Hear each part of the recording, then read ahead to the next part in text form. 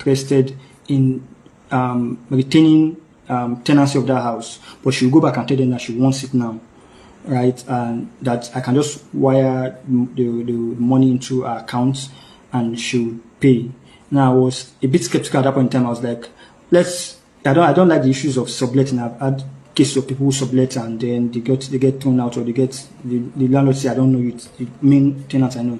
So I was like, can I get to meet this property managers? But I was outvoted on that particular call, where they said, no, you have to pay agency, they want to take all the charges they usually take. So do not go, you just allow EJIRO to renew the rent. And if anyone sees you in that property, she'll just tell them you are a brother, right? And so EJIRO went ahead to tell people around that I'm a brother. And so I paid the money. I also paid for some repairs and things that were bought into the house to the taste I wanted, out of the 10 million naira I had. And that was how we began living in the house. Now, EJIRO was supposed to relocate. I was told that she would go to Lagos first and go to relocating, and that was fine by me. But problem came sometime when our brother Ovie and her sister Jennifer came to the house. They already know our house. They knew it was our house. They came, and when I let them in, they were like, they're looking for EJIRO, that they've not been in touch with her. And they see that someone else is taking over the residence and properties are there. So that means I know EJIRO. I said, yes, I know EJIRO. And all I know is EJIRO is fine. I wonder why she's not reaching out to you guys. But I'll speak with her and let her know that you guys are being in touch. And they left that day. So when it happened, that same day I called EJIRO. I spoke with EJIRO. I spoke with Joe and said, this is the situation with a family. They are not aware that she's not around, that she's in Lagos. I was told, oh, no, don't bother about that, we'll resolve it and everything. I had to still call EJIRO again and tell her, EJIRO, please, they are your family, put their minds at rest. At least they are siblings and they will be worried about you. So I guess she did call and let them know that she was fine. And so there was some temporary peace. Now, at a particular point in time, now this was where things started getting a bit corny and out of hand, and where I started getting some uncomfortable feelings. So at some point in time, it became clear that every member of the admin who were close to Joe Solomon had to change their numbers and get new numbers, because they don't want people to be in undue contact with them, right? So you're supposed to get new SIMs, register it, change your bank details to the new SIM, and then destroy your old SIM. Now, the aim of this was to make people disconnect or isolated from their families, dissociate from their families. And for me and my wife, it was a touchy point for us, because we had families who, if they don't see us if they don't hear for us for a day, there's problem.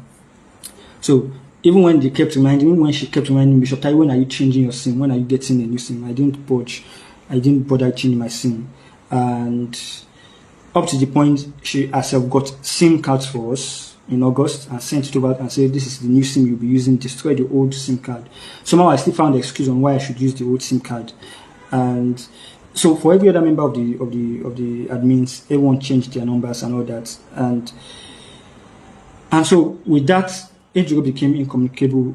They couldn't call her again because she changed her number. So her family reached out and said, EJIRO, please. I reached out to EJIRO. I said, EJIRO, please, your family are worried again. Please do not cut off communication with them. If that's the only thing they have going for them right now, to know that you are fine, please do not cut off communication. So that was that, and this was one of the issues. Please, I'm just listening out so that you can understand the trajectory of events. This was one of the issues.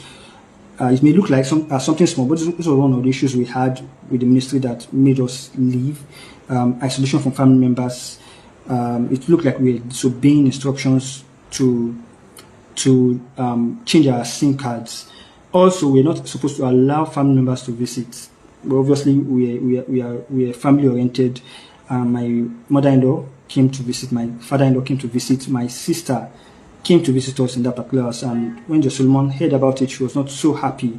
In fact, she lambasted us and was like, the instruction was clear, you should not allow your family members to come in, but we are family oriented. Now, all this was to help bring us to a place where we are no longer in contact with our family. The same way you have people like this who their family have not been in touch with them, who their families cannot contact them. But that was something we refused to do, right? And it became an issue.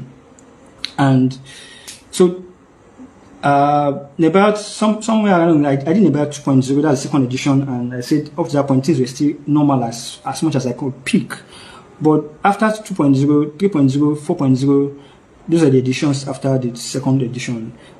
Yeah, I began to pick things from what people said, and it became like these teachings are becoming mixed. These teachings are becoming error prone. Something is wrong somewhere. Things are no longer what they used to be. And somewhere along the line, something definitely happened with the message from after I did 2.0, 3.0. In fact, Joe Solomon told me at that point in time, at 4.0, that I had a scholarship I should come to do 4.0, and I told her I have so much riding on me at that point in time that I don't want to do 4.0. So I kind of dodged 4.0. My wife took 4.0. The 5.0, that's the last edition. She mentioned that, oh, you have to do this one. There's no escape for you this time. This is the last edition. I didn't want to do it, but somehow I felt co-opted to do it. And for those who attended that particular course, especially those who were in the same project team as me, as I was, they can attest to it that my mind was not fully there. Even when they had discussions, I was somehow quite well. I was saying, Dr. why are you not saying anything? We know you now talk, but I was not in the place to actually mingle or interact, because I was already picking things. I was seeing things that were not aligning with my spirit, and at that point in time, I was telling my wife we need to leave this particular ministry. These things are becoming rather what